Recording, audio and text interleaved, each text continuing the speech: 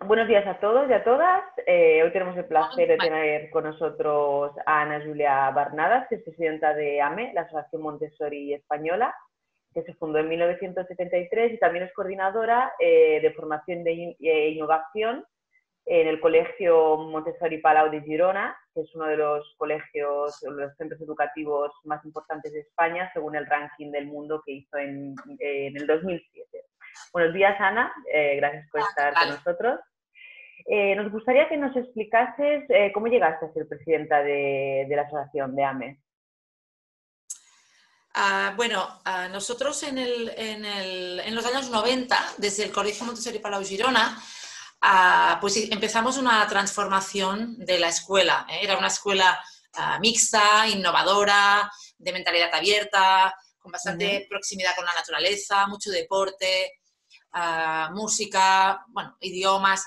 Pero a raíz de un cambio generacional, con la muerte de nuestro padre, somos 4 hermanas, la muerte de nuestro padre, y quedando al mando, digamos, del colegio, nuestra madre, que ya era cofundadora y codirectora, y cogiendo un poco el relevo, iniciamos una transformación hacia la pedagogía Montessori, después de haber estudiado, investigado, leído diversas pedagogías pues que existían, O sea, que Frenet, estudiamos Waldorf, de Crowley, distintas pequeñas formaciones e investigaciones, y entonces decidimos meternos sobre todo como eje de nuestra pedagogía, de nuestro colegio, la pedagogía Montessori, con la ayuda de todo el profesorado que también se dedicó pues, a hacer pequeñas formaciones, seminarios, discusiones, ¿no? Entonces, a lo largo de los años 90 iniciamos esta transformación.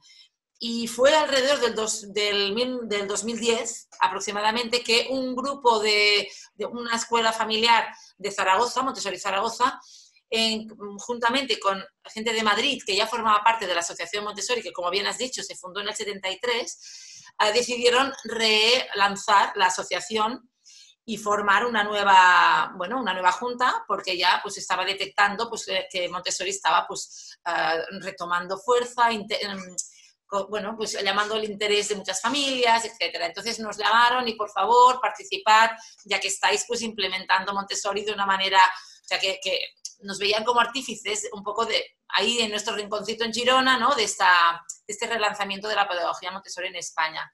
Entonces entramos en la directiva, en la junta directiva, mi hermana Monse y yo, que ella en aquel momento ya, se estaba formando en Montessori fuera, en el extranjero, y estaba tomando el liderazgo de esta transformación, y yo misma. Y entonces, en el año 2012, cuando la propia María Jesús Avaroa, que era la presidenta en aquel momento, pues decidió ya dejar la Junta, ella me propuso para que yo la presidiera, y fue cuando, pues todo el mundo, digamos, estuvo de acuerdo, la asamblea, y entonces desde este momento fue a raíz de esto, O sea que se recogió el legado del anterior de la asociación y se relanzó. Y a lo largo de estos años, al año siguiente, en el 2013, ya nos vinculamos a la Asociación Montessori Internacional, y hasta la fecha pues somos la afiliada que representa a la AMI en España. Ese es Muy bien.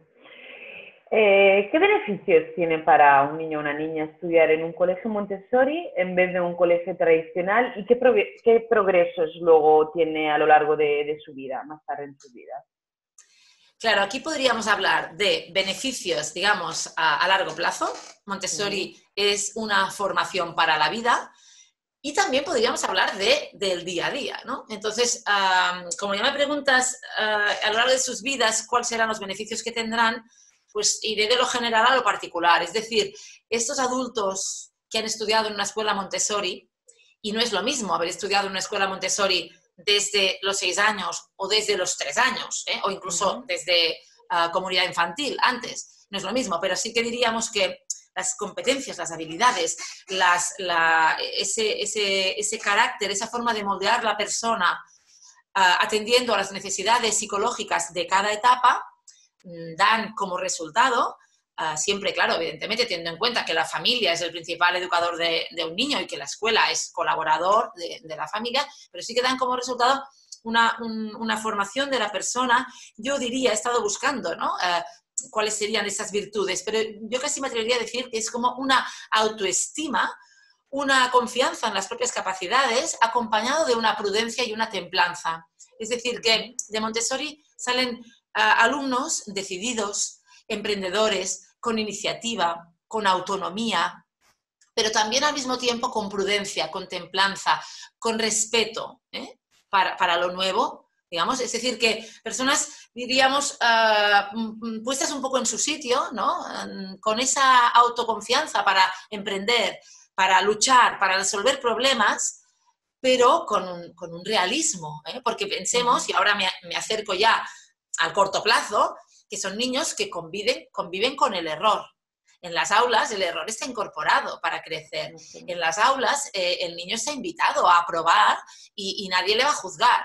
En las aulas tiene oportunidades para seguir sus propios intereses, con lo cual la iniciativa ahí pues la tienes garantizada, porque si tú puedes seguir tu interés, es más normal que tengas iniciativa con algo que te despierta la curiosidad que no con algo que te viene impuesto, ¿no?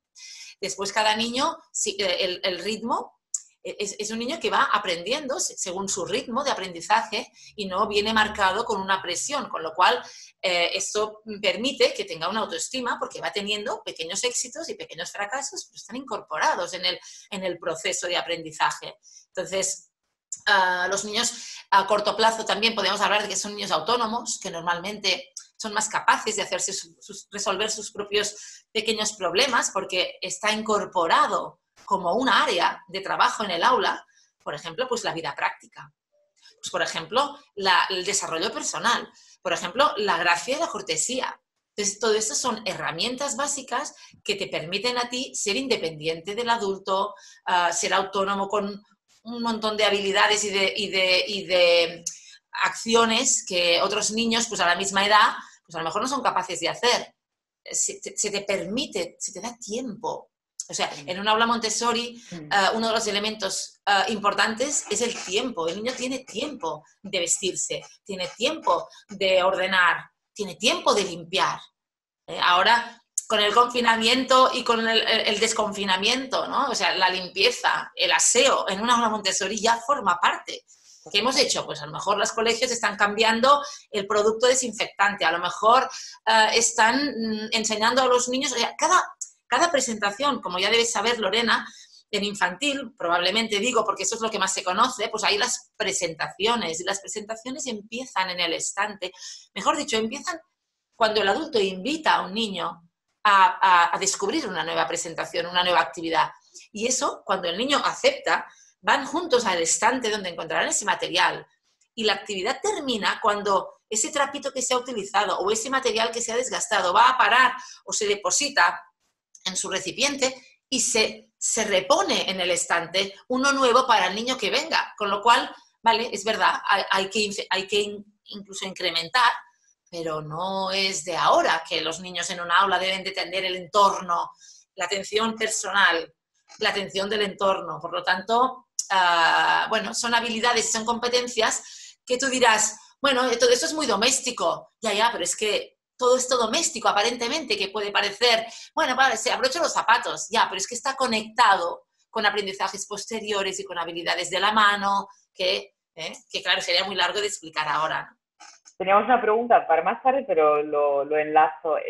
¿Por qué es tan importante en el método Montessori las actividades de la vida práctica? Hay gente que considera que son sexistas. ¿Qué opinas de esto?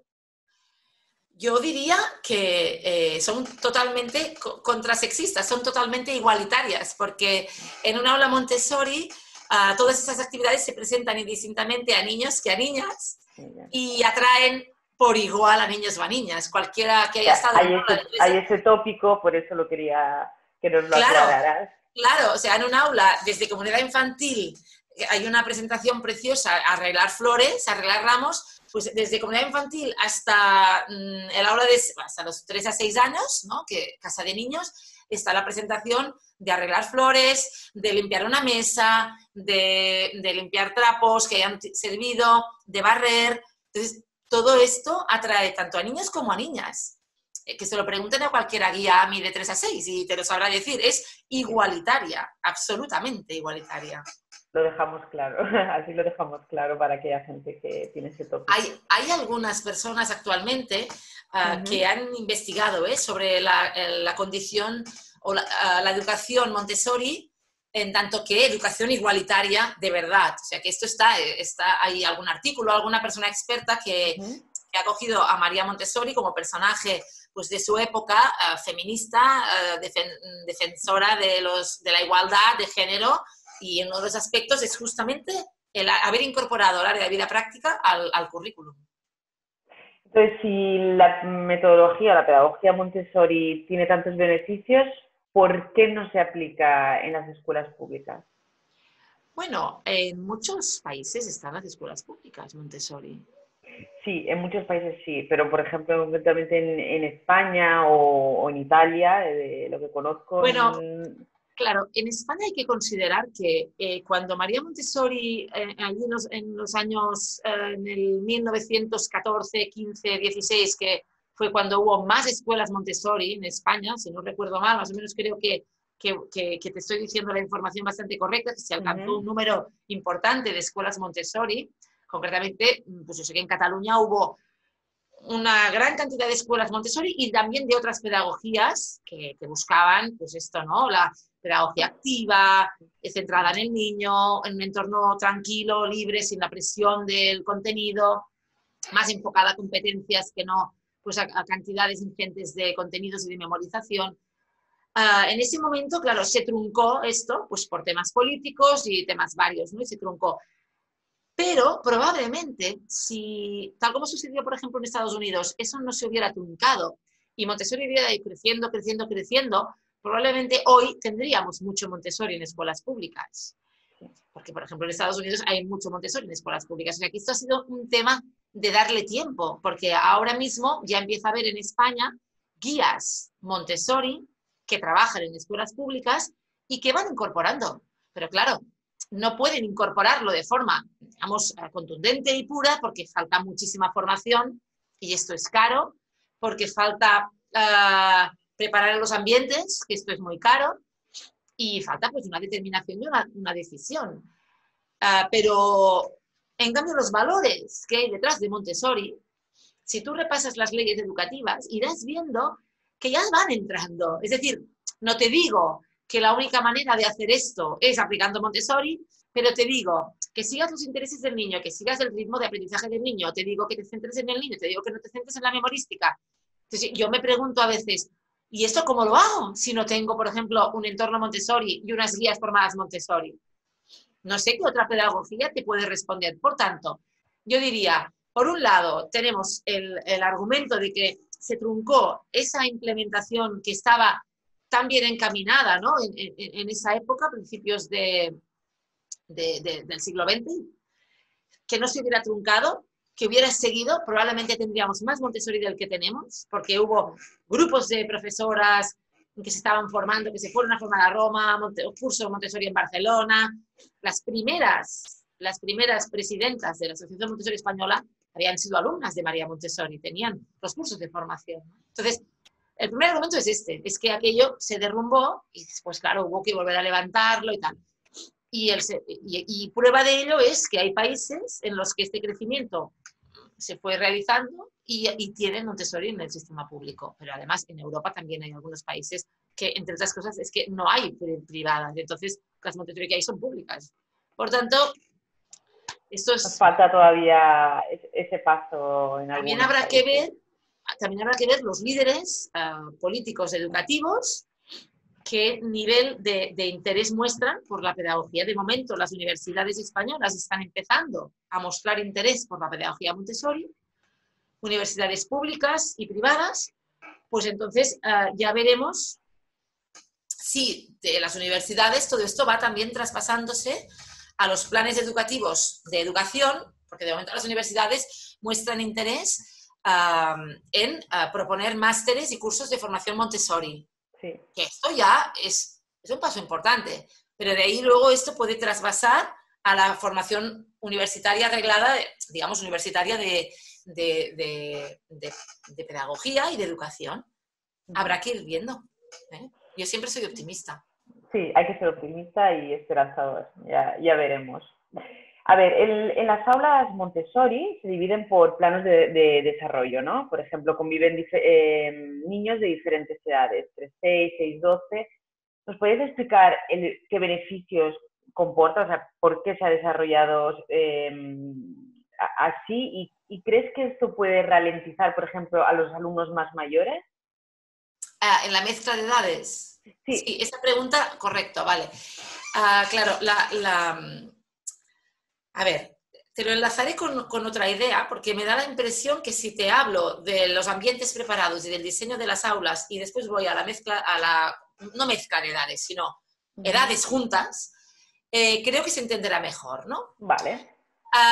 Estamos en un punto en el que la mayor parte de líderes en educación están de acuerdo en que las aulas ya deberían abandonar, ¿no?, este formato de, digamos, 30 pupitres mirando hacia adelante. Y todas las escuelas, las que menos, tratan de reproducir algún tipo de ambiente un poco menos focalizado hacia una pizarra, que está muy bien la pizarra, pero hacia una mesa del profesor, hacia un stand donde está el profesor, porque el niño tiene que generar relaciones con sus iguales y desarrollar, pues a lo mejor, yo que sé, trabajo por proyectos. Por tanto, todo el mundo está de acuerdo en que ese diseño del entorno empieza a tener importancia a la hora de plantear una metodología.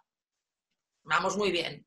Pero ¿qué ocurre? Que María Montessori, que claro, adelantada en su tiempo, ella dice mucho más que esto. Dice, el ambiente de trabajo y el ambiente preparado debe estar acorde al plano de desarrollo en el que se encuentra.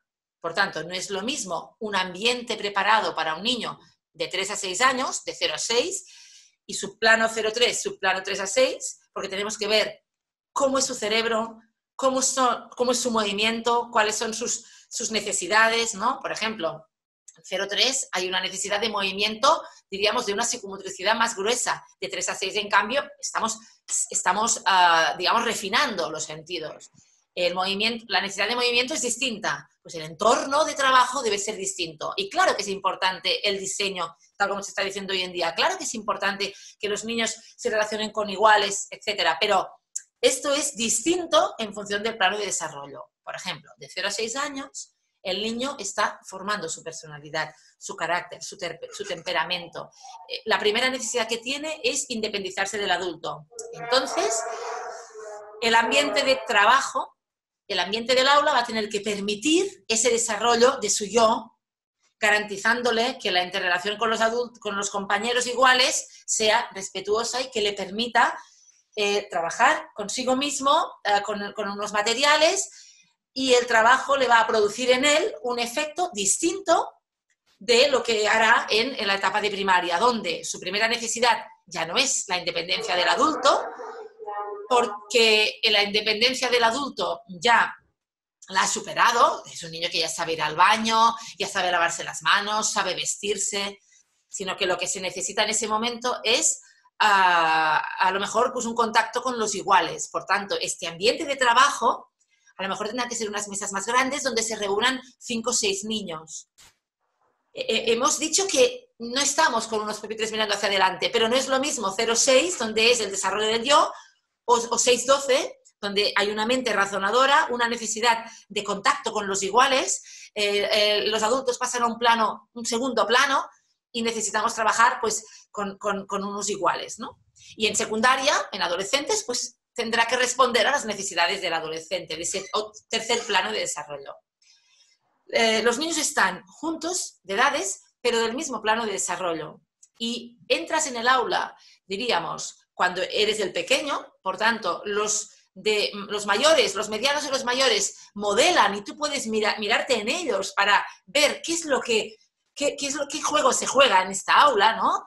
Cómo los niños van al estante, cogen, recuperan, cómo los mayores te dejan trabajar para que tú puedas crear tu personalidad con ese material, con esa torre rosa, con ese ramo de flores, con este cucharear, con ese lavar manos. Y los mayores, que son mayores, ya te respetan. Tú tienes 3 años y tú gozas de la maravilla de estar tú trabajando y que no venga un niño mayor o un adulto esté vigilando, sino que el mayor ya te está enseñando. Por tanto, tú ves que no te molestan, que te respetan, y tú también respetas. Es más, si uno de 3 años molesta, por ejemplo, a un niño de 3, puede ser que otro de 5 le mire diciendo, está trabajando, tenemos que respetarle. Y cuando es mediano, es el que hace este rol.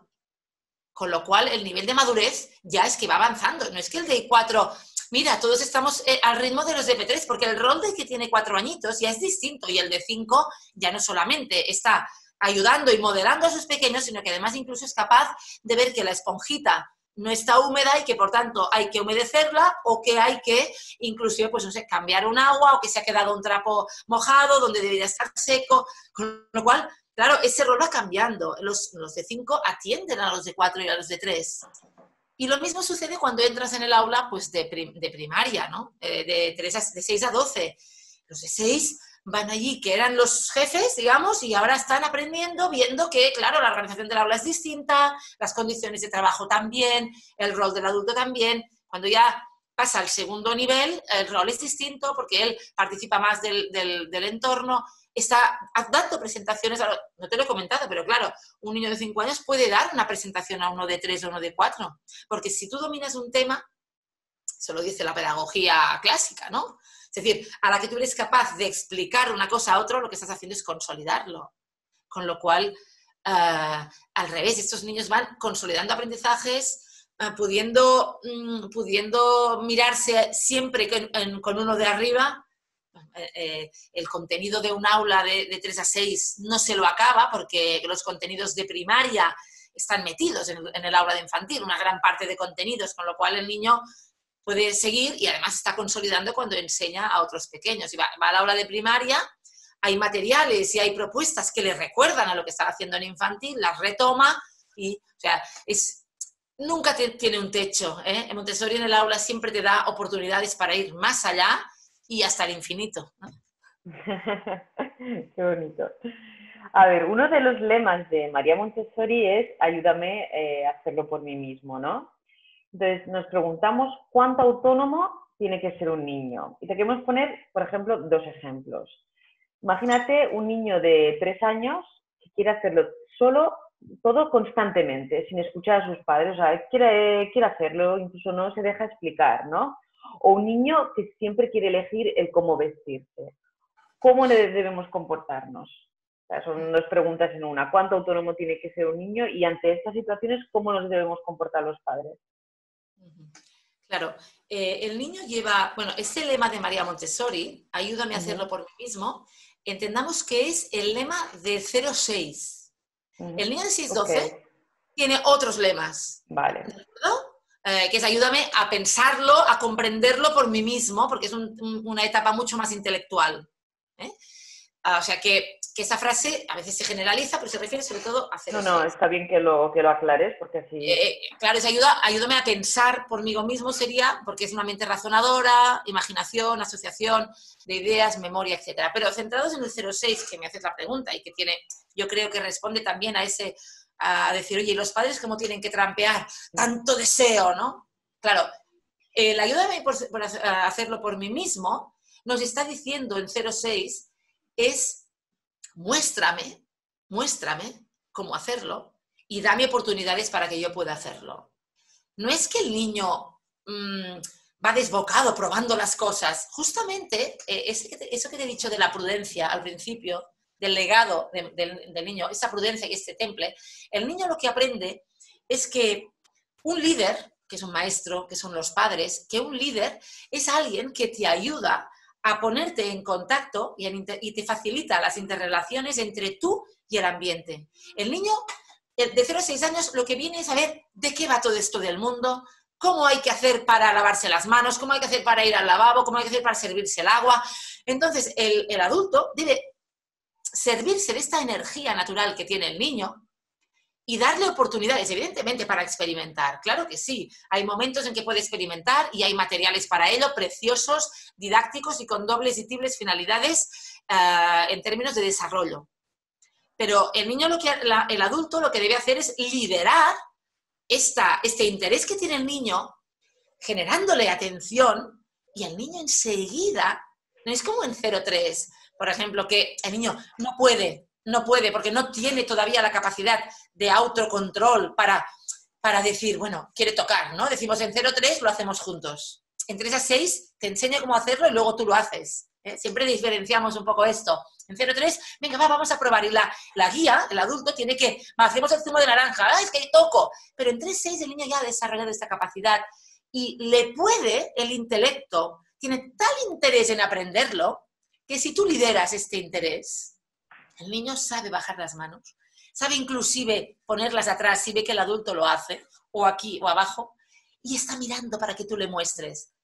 Claro, no le puedes mostrar durante 1 hora, no le puedes atiborrar explicaciones, tienes que ser claro, conciso, marcar el interés en aquello que tiene interés y luego dejarle practicar. Pero el niño entre los 2, 3 y 4 años va adquiriendo esta capacidad, este autocontrol, que es una función ejecutiva básica y se puede empezar en estas edades. Por tanto, hay que canalizar este gran interés que tiene el niño por hacerlo solo, pero como líderes, como padres, hay que frenar un poco eso y hay que decir, te voy a mostrar cómo barremos en casa. Y generar un poco de atención. No dejar que toque. Espera, te voy a mostrar. Mira, cogemos la escoba, ¿ves? Y te paras. ¿Quieres probarlo tú? De forma que, ahora voy a complementar la pregunta segunda que me has hecho. Una de las cosas que hacen los niños Montessori, y muchos niños que no son Montessori, de estas edades, delante de un regalo, por ejemplo, no son que van a destrozar el paquete y a mirar, a veces te ceden a ti. A ver, y esto es claro, lo he experimentado incluso con mis propios hijos, ¿no? Te ceden a ti y decir, a ver, muéstrame cómo va. Por tanto, el niño no es que te diga, déjamelo hacerlo todo por mí mismo. El niño te dice, muéstrame de tal manera para que yo pueda hacerlo. Lo que pasa es que, claro, los padres tienen que tener la serenidad para generar un ambiente de atención y no dejar tocar todo y que lo rompan todo. Claro, pero es que aquí hay una confusión. Yo le puedo decir, mira, esto es un tal y sirve para eso. Vamos a ver cómo funciona. No toques.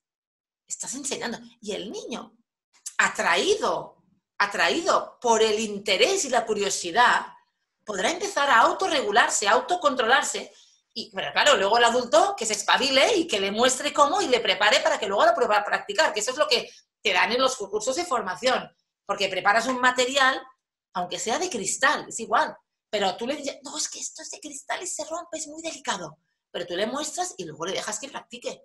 O sea que el kit de la cuestión es ese, es no confundir, hacerlo por mí mismo y venga. No, claro, ese es el liderazgo que tiene que hacer el adulto en estas edades. Y si esto lo consigues en esta edad, eso se le queda de por vida al niño, ese respeto por las cosas, este vigilar que hay cosas peligrosas, que hay cosas que se caen y se rompen, hay cosas que te puedes cortar, te puedes quemar, no es venga, ¿no? No sé si te has entendido. Sí. Me interesaba también el tema, el ejemplo este que te he puesto de un niño que quiere elegir siempre cómo vestirse. Claro, ¿Qué se hace en esos casos? ¿Se le deja? ¿No se le deja? Porque, claro. bueno, he oído, ¿no? Sí, Montessori dice, pero a mí no me quedaba, la verdad, muy claro, ¿no? ¿Quién lidera en casa, Lorena? ¿Quién lidera en casa? Los padres, evidentemente. Los padres. ¿Y quién sabe a dónde va el niño para vestirse en aquel momento? Los padres. Por tanto, los padres pueden decir, como hoy vamos al colegio, vamos a buscar una ropa cómoda y confortable. Aquí tienes estas dos opciones. Aquí irás con un pantalón corto y una camiseta que irás muy fresquita y aquí irás con un vestidito muy práctico y muy cómodo que podrás correr y jugar. Puedes elegir. Lo que no harás es abrir el armario y sacamos un bikini para ir al colegio, por ejemplo. Creo que hay esa falsa creencia, ¿no? En Montessori, como es confundir la libertad con el libertinaje, ¿no? Es decir, haz lo que quieras, ¿no?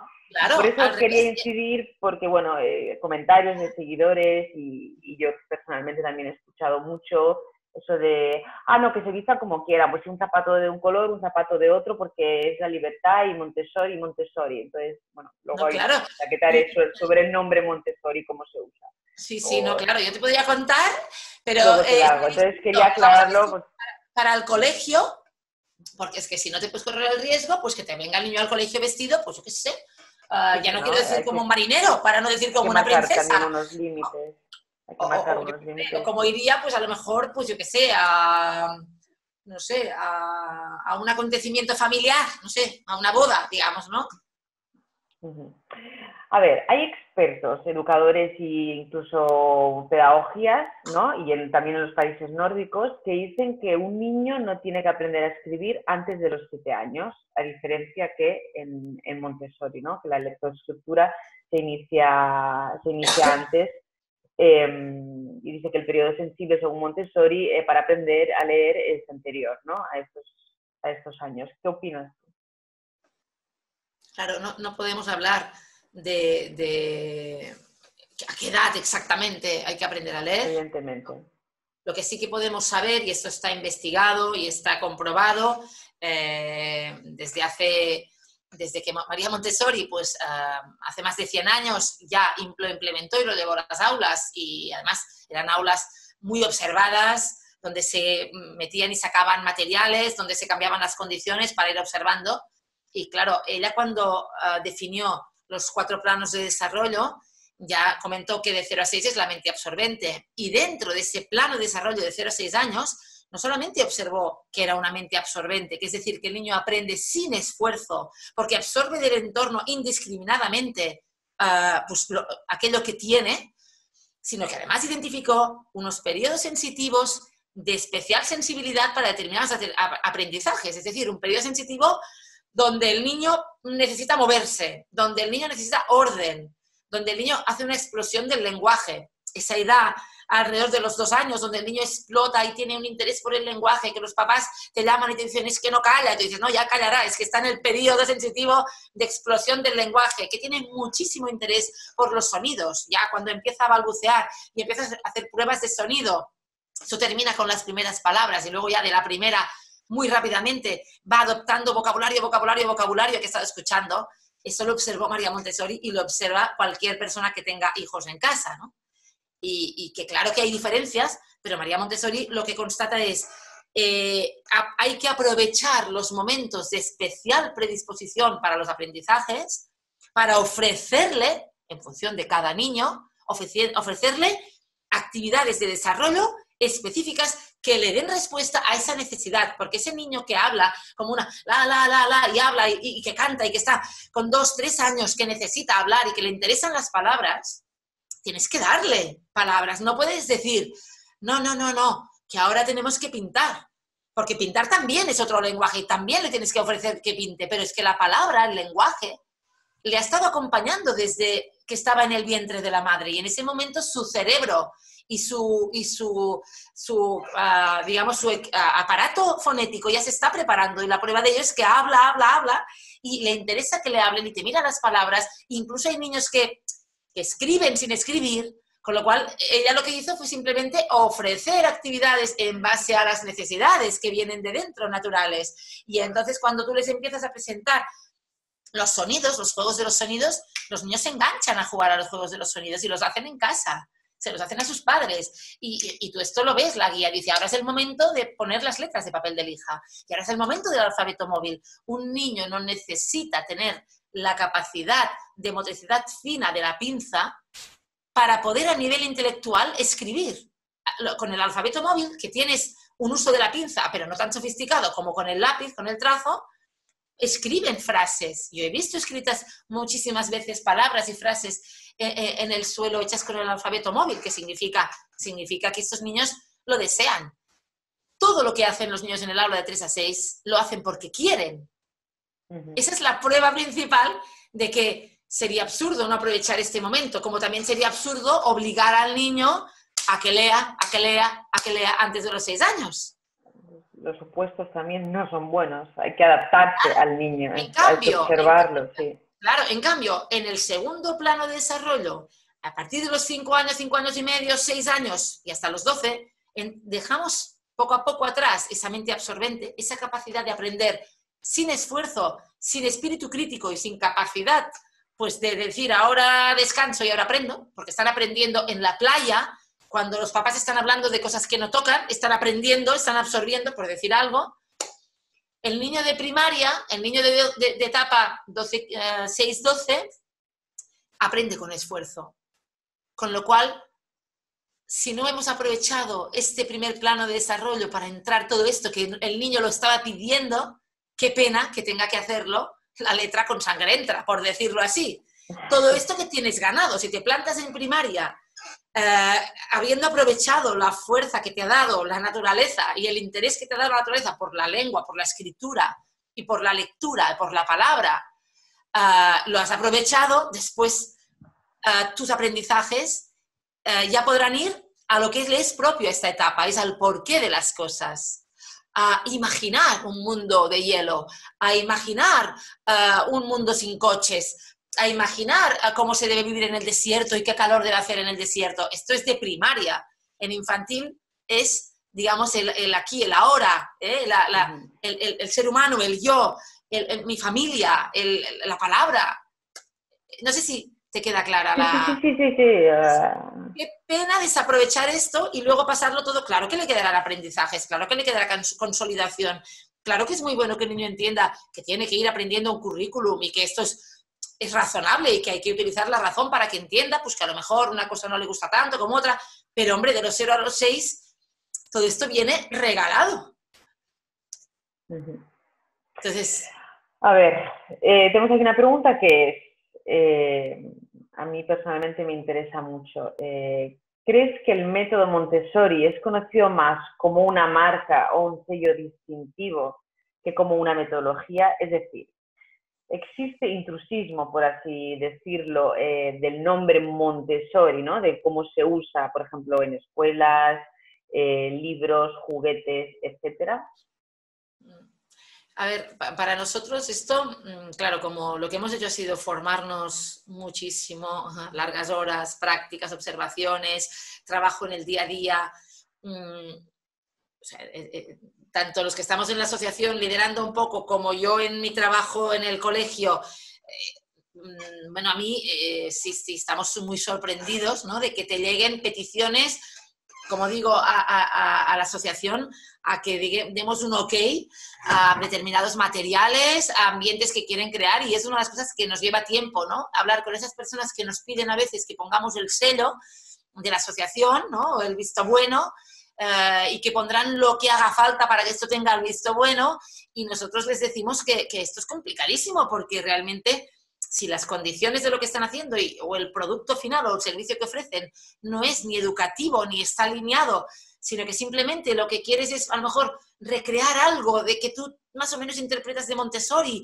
de un colorido, de unos materiales, de una pureza de materiales, de la madera, del cristal, de un orden, y eso te gusta y quieres utilizarlo, pues bueno, hay un trabajo ahí que nosotros sí, claro, nos está costando, pero que, claro, estamos tan centrados en nuestro trabajo que tampoco, claro, a veces hay gente que ha combinado opciones de vida alimentarias con Montessori, por ejemplo, ¿no?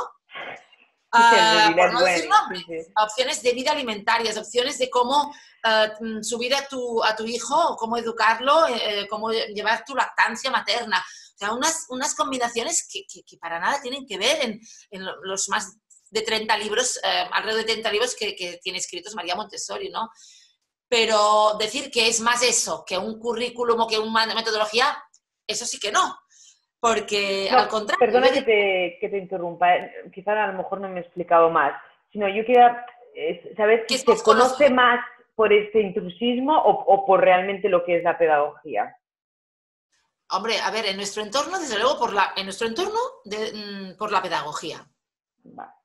Pero es verdad que hay lo que te explica, lo que decíamos hace un momento. Yo he oído, ay, este juguete es de madera, es Montessori.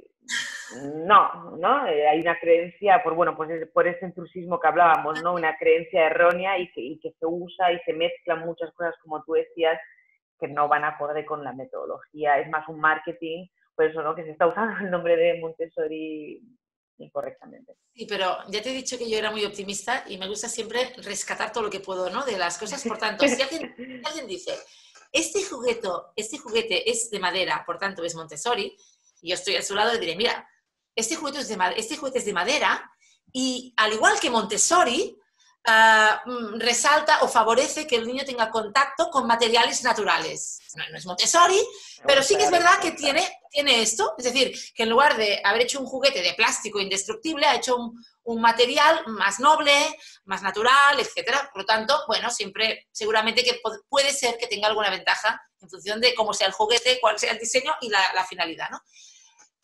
Pero sí que Montessori lo que sí que está claro es que es una metodología, es una filosofía pedagógica, no es una pedagogía alternativa, sino que es una alternativa que aporta recursos metodológicos alternativos a lo tradicional, pero no es una pedagogía alternativa, sino que es un enriquecimiento de la pedagogía tradicional para que evolucione y resalte las bondades de los niños, etcétera, ¿no? Pero fíjate que para que tengamos una metodología deberíamos tener una base, una literatura, una base científica comprobada, viva y, digamos, en constante, digamos, revisión o comprobación, y eso lo tiene Montessori. Un currículum definido de qué es lo que toca estudiar o qué es lo que se propone a cada etapa. Lo tiene amplísimo, lo tiene flexible, lo tiene hasta el infinito y más allá, pero tiene un currículum estructurado, claro, que, ¿vale? Tiene como una definición de cómo debe ser el perfil del adulto y del profesor y cómo debe formarse, y tiene unos cursos, y tiene claramente cómo debe entrenarse ese profesor, ese adulto, para estar con el niño para cada plano de desarrollo. Tiene definido cómo debe trabajar el niño, qué tipo de actividades tiene que hacer, cómo está descrito en qué condiciones debe trabajar el niño en función de cada plano de desarrollo.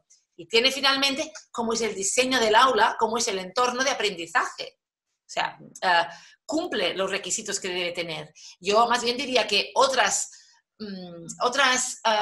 propuestas pedagógicas y didácticas, otros recursos, a veces se les trata o se les aborda de metodologías cuando en realidad no pasan de ser propuestas, iniciativas, recursos e incluso en algunos casos meras ocurrencias.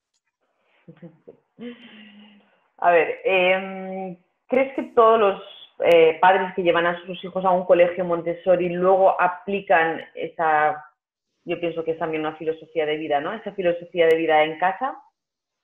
Lorena, esta pregunta es muy difícil porque, claro, cada familia es un mundo y cada familia lleva a sus hijos a un colegio Montessori, no te diría por razones distintas, porque todos lo han decidido, yo creo, con todo el rigor y toda la seriedad, por tanto, con la intención de en casa también seguir. O sea, todos los que llevan su hijo a un colegio Montessori, seguro que desean crear ambiente Montessori en casa también. Y cuidado, siempre les decimos, crear ambiente Montessori en casa no es comprarse los materiales, ni es, no, caramba, es tener a los niños introducidos en la familia, formando que hagan siempre todo lo que pueden hacer, que les permita su naturaleza. Por tanto, si pueden limpiar, que limpien, si pueden hacerse la cama, ya que se la hagan, que cocinen, que participen de las conversaciones, que no hagan una vida aparte, que la familia pues tenga una coherencia con los valores Montessori. Lo que sí que estoy segura es que hay muchas familias que son Montessori en casa y que no llevan a sus hijos a un colegio Montessori porque no pueden, porque no lo tienen cerca, etcétera, pero que están dando a sus hijos un entorno muy Montessori. O sea, eso sí que lo tengo claro. Presente. Sí. Es más importante, tal vez. Bueno, no lo sé, pero ocurre así. Entonces, no, como ya nos has dicho que no, bueno, que quiero que nos quede claro, ¿no? Que las familias que llevan a sus hijos a un colegio Montessori en casa lo aplican. Lo procuran. Lo procuran, vale. Entonces, ¿sabes qué pasa? ¿Sabes qué pasa? Que la propia formación que recibes cuando haces un curso Montessori te lleva a que tú tienes que implicar a los padres a que, uno, no monten una academia en casa con sus hijos, porque si no puede ser muy contraproducente para la actitud de los niños, para el deseo de aprender, inclusive para entrar en contradicción con la forma de enseñar, ¿eh? Pero esto sería, para mí, lo último. Lo más importante es porque con su intrusismo, déjamelo decir así, en casa, puedes matar algo que es básico en el aula Montessori, que es permitir el error, a promover la actividad, a priorizar la experiencia al resultado, puedes hacer que los niños tengan miedo por equivocarse, sentirse presionados. Entonces, esto es importante.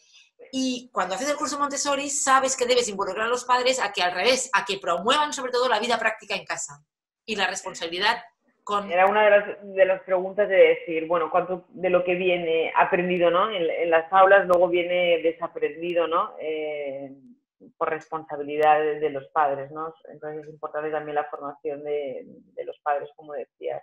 Correcto. ¿Permite la fantasía y el juego simbólico el método Montessori? Bueno, te agradezco la pregunta, porque seguro que las personas que escuchen la entrevista, probablemente pues es una pregunta que va a interesar, ¿no? Bueno, el juego simbólico es muy correcto, es muy apropiado, muy adecuado en unas edades determinadas, ¿no?, que sería pues la educación infantil, primeros cursos de primaria, porque para el juego libre canaliza necesidades del niño de comprender el mundo real y teatralizando pequeñas actividades del mundo real, por un lado, es consciente de lo que le falta por aprender, es decir, juego a cocinitas, porque yo no puedo ahora mismo, a mi edad, estar trabajando con juego, pero entonces juego a cocinitas, pero esto será muy bonito aprender, por tanto, desarrolla el interés por aprender, yo qué sé, pues juego a médicos, juego pues a lo que sea, ¿no?, a arreglar tractores o máquinas o lo que sea, ¿no? Por tanto, en el juego libre, en mi opinión, el juego simbólico da una canalización al niño a ayudar a comprender el mundo. Y como hemos dicho que en la primera etapa de vida, digamos de 0,6, 0,8, el niño lo que más interés tiene es justamente por entender cómo funciona el mundo. El juego simbólico le da la capacidad para poderse, de alguna manera, experimentar con esta reproducción de lo que es el mundo real. Por tanto, se puede desarrollar en esa comprensión, puede avanzar en esa comprensión del mundo y además coincide en el autoconocimiento del cuerpo humano, de su ser como tal, y por tanto le ayuda en la formación del yo de la primera etapa de la vida. Ahora bien, esto no debe confundirse con el trabajo que se hace dentro del aula, porque dentro del aula todo lo que hace el niño es real, adaptado a su edad. Es decir, que si un niño, para poder hacer una actividad de vida práctica, necesita mucho adulto a su lado en el aula, es que esa actividad ya no debe ir a este plano de desarrollo, tiene que estar en otra etapa. Entonces, dentro del aula Montessori encontraremos actividades de vida práctica que no deben ser confundidas con el juego simbólico, que es materiales y oportunidades para que el niño represente, que a veces no hay ningún material y están haciendo juego simbólico, ¿no? Y están, yo qué sé, el niño ha ido en taxi esta mañana y están jugando a que yo te llevo en taxi. Está comprendiendo lo que ha hecho con su mamá, que esta mañana han tenido que coger un taxi para ir a no sé dónde y están jugando y yo soy el taxista, por ejemplo, o soy el de la gasolinera que te pongo gasolina y tú has venido. Que está comprendiendo el mundo real, que ya es una necesidad de esta etapa, diríamos más bien no de 0,3, pero sí de 4, 5, 6, 7 años. Ayuda a comprender el mundo, que ya, por tanto, está muy bien el juego simbólico. Me has preguntado el juego simbólico y otra cosa. La fantasía. Vale.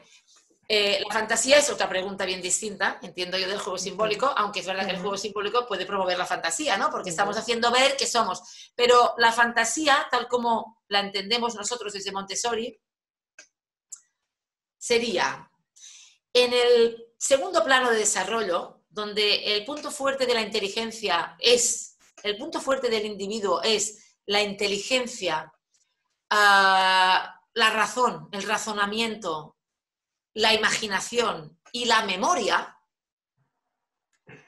la asociación de las ideas y de los conceptos y de los aprendizajes que tenemos es la que nos permite, mediante la imaginación, asociar conceptos que estaban separados, asociar experiencias que estaban separados, y de ahí que las ideas de fantasía serían combinaciones imposibles en el mundo real de estas ideas. Tú puedes entender que son combinaciones imposibles del mundo real si tienes consolidado lo que es el mundo real. Si tú en la etapa en la que el niño ha venido para entender el mundo real, que esto ya lo hemos hablado hace un rato mucho, disculpa, si tú has consolidado este conocimiento del mundo real en esa etapa de la mente absorbente en la que el niño justamente lo que necesita es entender de qué va el mundo, tocar de pies al suelo. Cuando tu inteligencia, cuando tu mente está en el plano de la razón, está en el plano de la imaginación y de la memoria, es decir, que acumulo conocimientos y soy capaz de asociarlos, y soy capaz de asociar lo que hace un pájaro con la idea de elefante, y juntarlas y pensar en un elefante que vuela, y te puedes reír con eso. ¿Pero por qué te puedes reír con eso y puedes estar jugando con esta fantasía? Porque tú ya sabes que los elefantes no vuelan, porque esto ya lo has visto consolidado. Pero si tú en el momento en que te toca ver que los elefantes no vuelan, porque lo has visto en un cuento, no, los niños de aquí no ven elefantes, pero y quien dice esto dice cualquier otra cosa, es igual, que los peces no vuelan, para que sea algo más. Tú has visto los peces que van en la playa, los has visto que corren por allí, y sabes que no vuelan, te ha quedado muy claro. Cuando tengas 8 o 9 años, tú puedes escribir un cuento donde los peces vuelan, porque puedes asociar tranquilamente y sin caer en la pérdida de vínculo con el mundo real y sin que esto se confunda con los conceptos de aprendizajes y te confundan a ti y te den inseguridad, puedes hacer un cuento y escribir un cuento con 9 años en las que tengas el pececito que vuela.